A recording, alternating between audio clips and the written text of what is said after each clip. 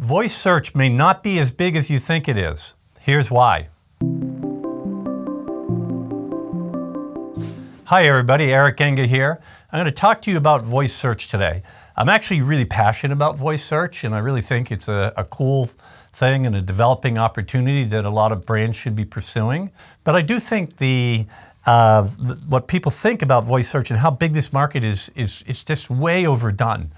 And there are statistics out there that people quote all the time that suggest that the voice usage is already huge.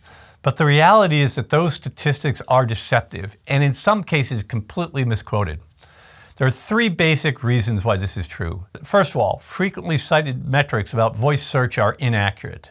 And second of all, the nature of voice queries is quite different than the makeup of typed in search queries at a search box in your web browser. And the third thing is personal assistant usage is only a small portion of total search. So in any case, the reality is that there's little real data published on just how much voice usage is going on in devices.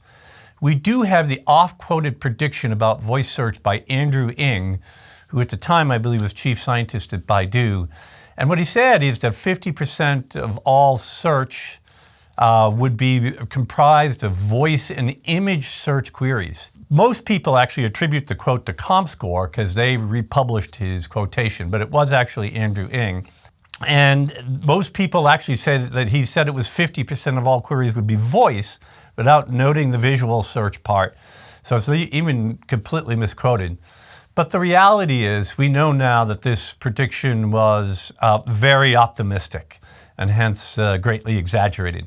The second major stat that people cite is Sundar Pichai's keynote at Google I/O, a few years back, where he noted that in the US on mobile apps and Android, 1 in 5 queries, or 20% of our queries are voice queries, and their share is growing. So that's a quote of what he said. So 20% of queries already sounds like a big number, but let's break down what he said a bit more.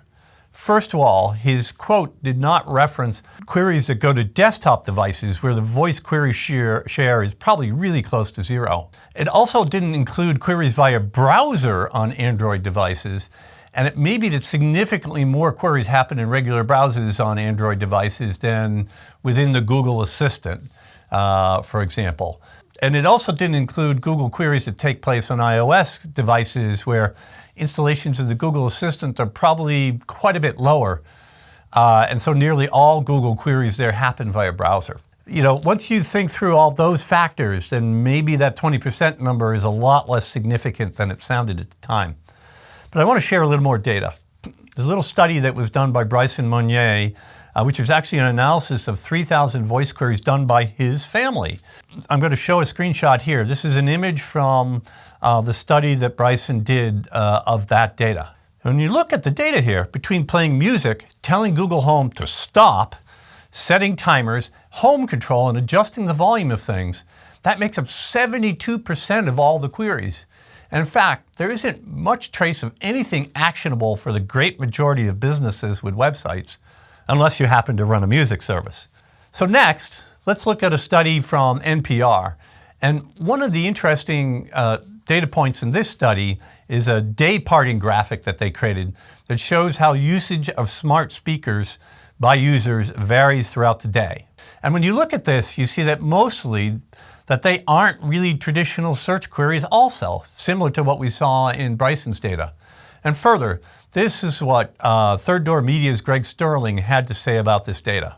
It is a broad and diversified mix, though action skills discovery remains a problem for both Google Home and Alexa devices. People are not entirely sure about all the things smart speakers can do, and there's no great discovery mechanism right now. Thinking about what Greg was getting at there, he basically is telling us that there's a real information gap between the capabilities of these devices and the user's understanding of what they do, which is also a factor here. And for one last data source, let's look at a voice usage report from PwC. The PwC data further confirms that the way people are using voice commands, not voice searches, with their devices is to tell those devices to do things for them, not quite the same way that we use search engines when we go to a browser. So cumulatively, these three different sources tell us that the voice revolution definitely hasn't taken over yet. So let's take a moment and talk about what the key obstacles are to a broader level of adoption of voice, including this shift to more traditional voice queries. So first of all, while the reported accuracy of speech recognition engines is the same or maybe even a little better than humans, around 95%, the types of errors that happen with voice queries are often quite different and very frustrating than the nature of human errors. And humans are less tolerant of those errors. The next major issue is that the voice systems really aren't good at managing sustained conversations.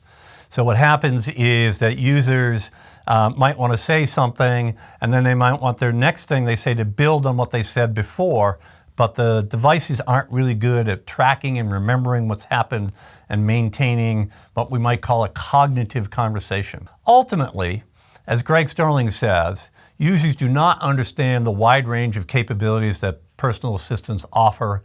Those capabilities aren't at the levels that users would really like to see, and there's a lot of work that needs to be done to really improve the quality of voice interaction between humans and devices.